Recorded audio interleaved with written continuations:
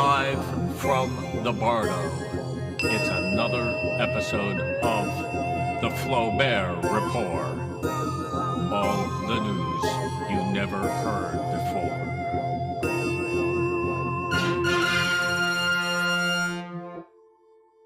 Hi there, folks. The inimitable Flaubert here. I know it looks like I'm asleep in my dog bed, but I'm speaking to you telepathically from the Bardo while I'm asleep. Today, we continue the story of my efforts to obtain the full enlightenment which was originally agreed to when I took on my job contract. I easily found the doors on the left. They were oddly numbered. Rooms number 96, 48, and 24. Immediately suspicious, I opened the door to room 96. It opened directly on a small cubicle in hell. I recognized it right away. It looked fine, but you can always tell a cubicle in hell. They're kinda goth. That's what happens when you punish all the gamers who end up in hell by making them the interior decorators. Now, hell cubicles are comfortable enough. After all, if they weren't, Satan wouldn't rent them so easily. He actually has a waiting list now, and an even second longer one, especially for the Americans. But there are always exactly 96 things wrong with a room in hell if you stay in it long enough. And since you're going to be in there for all eternity, more or less, you'll eventually notice all of them.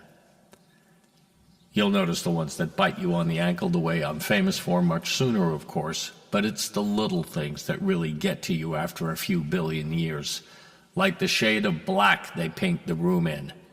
That's when you really know it's hell, because when you go to visit friends, their room is painted the exact same intolerable shade of black. Despite that, room 96 actually brings back fond memories. Perhaps someday I'll tell you about my first assignment as a mere pup when I was appointed as one of the tormentors in that room number. It's where I met Bruce Lee. Bruce never put his ankle bite on his films. It was his most closely guarded kung fu secret, and he carried it to the grave with him.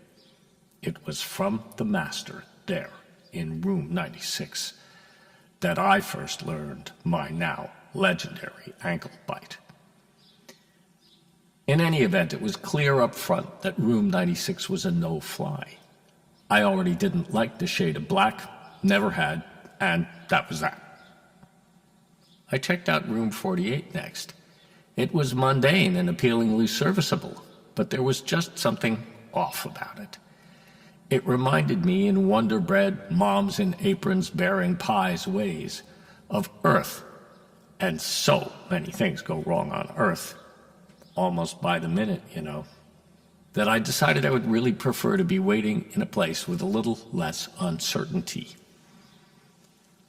Room 24 it was then, and as I opened the door, it positively glowed with golden light as though confirming my choice.